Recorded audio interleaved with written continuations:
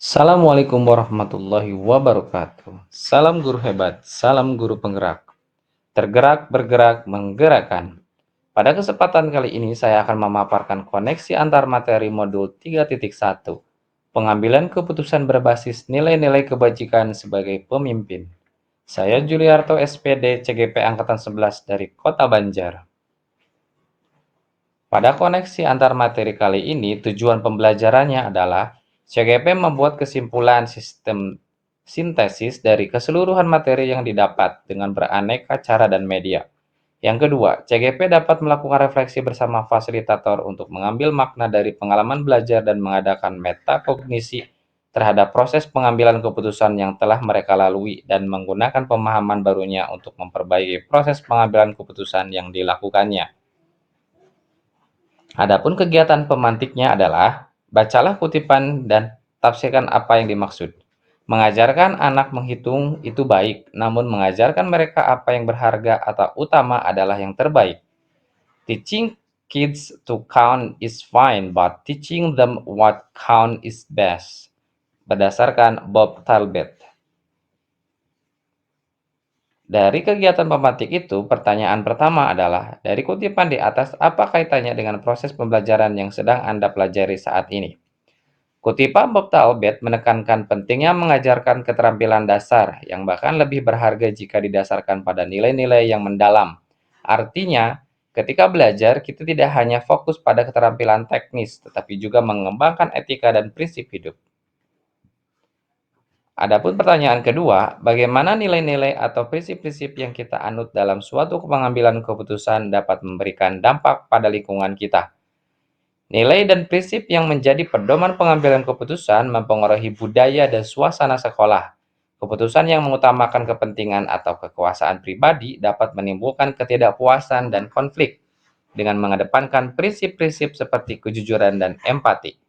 Kita dapat menciptakan lingkungan sekolah yang lebih positif, kolaboratif, dan produktif. Dan pertanyaan ketiga, bagaimana Anda sebagai seorang pemimpin pembelajaran dapat mengkontribusi pada proses pembelajaran murid dalam pengambilan keputusan Anda? Sebagai pemimpin pembelajaran, saya dapat berkontribusi terhadap pembelajaran siswa dengan memasukkan etika ke dalam semua aspek pengajaran dan pengambilan keputusan.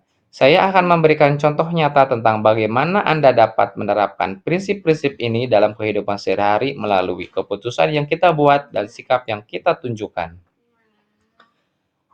Berdasarkan kutipan dari George Whitler Friedrich Hegel, "Education is the art of making man ethical."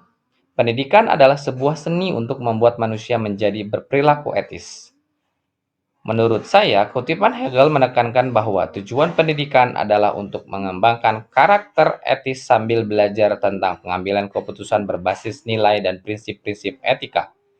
Kutipan dari modul ini menunjukkan bahwa proses pembelajaran tidak hanya sekedar memperoleh ilmu pengetahuan, tetapi juga membentuk karakter siswa sehingga dapat mengambil keputusan yang beretika dan bijaksana. Adapun beberapa pertanyaan penuntun untuk membuat koneksi antar materi 3.1 ini. Yang pertama, filosofi Ki Hajar Dewantoro dan Pratap Triloka. Filosofi Ki Hajar Dewantoro menekankan pentingnya pendidikan yang mempengaruhi kebutuhan dan potensi peserta didik, sedangkan Pratap Triloka menekankan nilai-nilai universal dan keputusan berdasarkan tanggung jawab. Keduanya mengajarkan bahwa keputusan pemimpin harus mempertimbangkan keputusan nilai dan yang lebih luas serta memastikan bahwa keputusan tersebut adil dan bermanfaat. Adapun pengaruh nilai pada prinsip pengambilan keputusan, nilai yang kita pegang mempengaruhi prinsip yang kita gunakan saat pengambilan keputusan. Oleh karena itu, keputusan yang kita ambil fokus untuk memastikan semua pihak diperlakukan secara adil. Nilai-nilai seperti integritas dan empati juga mempengaruhi cara kita mengambil keputusan yang etis dan bertanggung jawab. Adapun kaitan materi pengambilan keputusan dengan coaching, ini menginformasikan keputusan dan menyediakan kerangka kerja untuk menganalisis dan mengevaluasi keputusan. Coaching di sisi lain dapat membantu dengan memberikan umpan balik dan perspektif tambahan. Coaching mengenali validitas keputusan dan membantu mengatasi keraguan dan kekhawatiran yang tidak terlihat.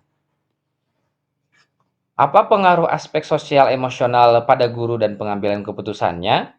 Guru yang mengenali dan mengelola aspek sosial emosionalnya akan mengambil keputusan yang lebih berempati dan adil dalam dilema etika.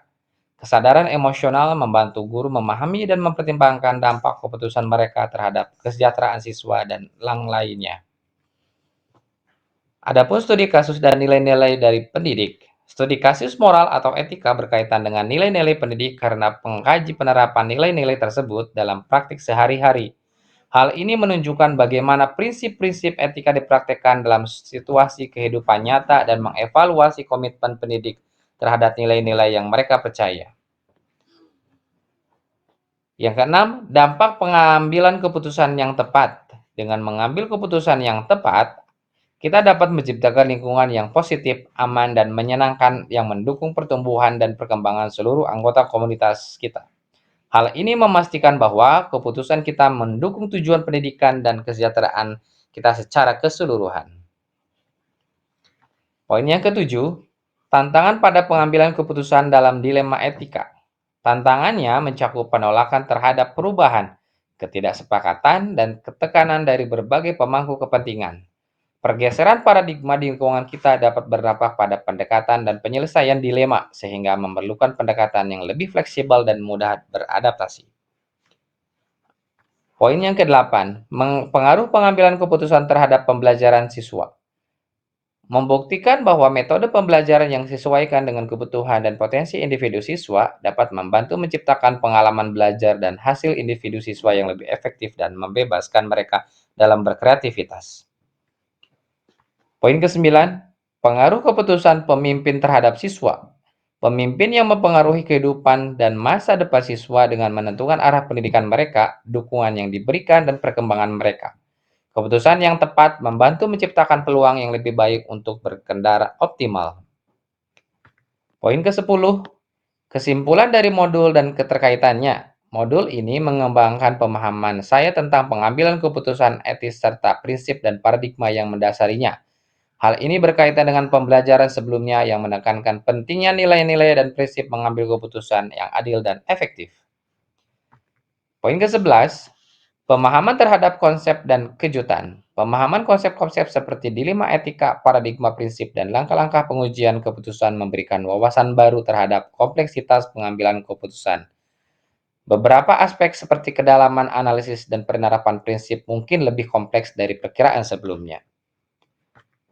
12. Pengalaman sebelumnya dan perbedaannya. Sebelum mempelajari modul ini, pengalaman saya dalam pengambilan keputusan moral mungkin kurang terstruktur. Model ini memberikan kerangka yang lebih sistematis untuk evaluasi dan pengambilan keputusan yang melibatkan pengakuan dan pemahaman prinsip-prinsip etika.